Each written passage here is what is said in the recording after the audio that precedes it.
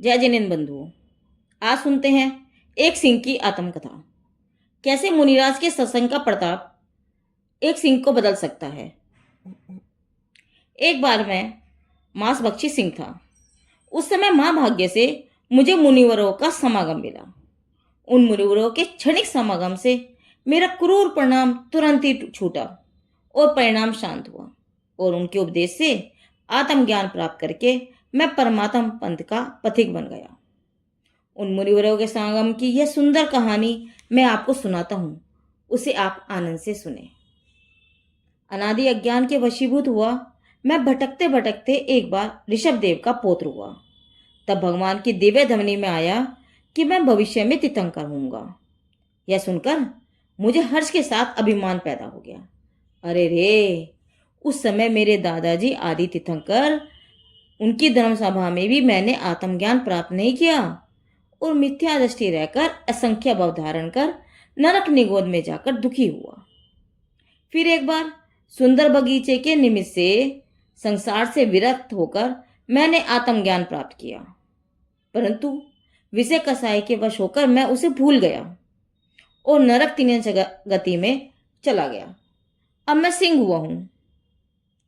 एक बार जब जंगल में हिरण को मारकर मांस खाने की तैयारी कर रहा था, तब एकाएक दो सौम्य मुद्राधारी मुनिराजों ने आकाश मार्ग से उतरकर मुझे दर्शन दिए। कैसा अद्भुत था उनका दैप्यमान मुखमंडल, उनकी मुद्रा कैसी अपार शांत और निर्भय। बस वे मुझे बिना डरे शांत नजर से मुझे वात्सल्य भाव से देख रहे थे।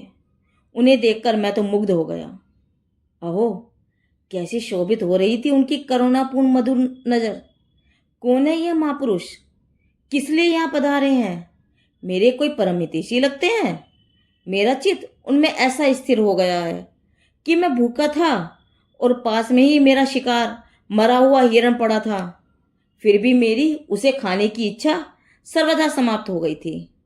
उस समय मुझे विचार आ रहा था कि अरे, कहाँ मेरी हिंसक वर्ती और कहाँ इन मुनिवरों की परम शांति। उनका साथ मुझे बहुत अच्छा लग रहा था। आश्चर्य दृष्टि से मैंने पूछा, हे प्रभु, आप यहाँ क्यों पधारे हो? आपके पास मुझे महान शांति मिल रही है। मुनिराज ने वात्सल्यपूर्ण हृदय से मुझे संबोधन किया। हे भव्य, हम भगवान के पास से आ रहे हैं और तुम्हें आत्मज्ञान प्राप्त कराकर तुम्हारा उद्धार करने के उद्देश्य से ही यहाँ आए हैं। अहो, कैसी आनंद की बात! ऐसे महान आत्मा आकाश मार्ग से मेरा उद्धार करने पधारे, और वह भी परमेश्वर के पास से। धन्य भाग्य है। अब वे मुझसे क्या कहेंगे, यह सुनने के लिए मैं तड़पने लगा। तब उनके श्रीमुख से अमृत की धारा झरने लगी। सुनो भव्य, इस भाव से 10 बार भाव तुम्हारा ही आत्मा भरत क्षेत्र में तीर्थंकर महावीर बनेगा और वीतराग अहिंसा धर्म का उपदेश देकर लाखों करोड़ों जीवों का कल्याण करेगा। अरे, मैं ये क्या सुन रहा हूं? मैं तीर्थंकर बनूंगा? अरे, मुझे यह मांसाहार का परिणाम शोभा नहीं देता। मैं यह क्या कर रहा हूं? इस प्रकार मैं पश्चाताप करने लगा। तब मुनिराज ने मुझे आश्वासन पूर्वक कहा, हे वत्स, भूतकाल तो बीत गया, अब उसकी चिंता छोड़ो। ये मांस भक्षण आदि पाप भावों को सर्वथा छोड़ो। तुम्हारा आत्मा राग से भिन्न ज्ञान स्वरूपी है और उसमें भी शांति है। उसे तुम जानो और अपने में शांति का अनुभव करो। बस यह सुनकर मैं तो अपने अंदर आत्म स्वरूप के विचार में खो गया। कैसा है यह आत्मा? राग से भिन्न, हिंसा के भाव से भिन्न, शांत शांत। ऐसे आत्मा में कितना आनंद होगा। मैं उसे अंदर देखने का उद्यम करने लगा। मुनिराज का साथ मुझे बहुत उत्साह जागृत करा रहा था और उनका शांत स्वरूप मुझे मेरे आत्म स्वरूप की प्रीति उत्पन्न करा रहा था। मुनिवरों के क्षण भर के समागम से ही मेरे परिणाम में कोई आश्चर्यजनक महान परिवर्तन हो रहा था।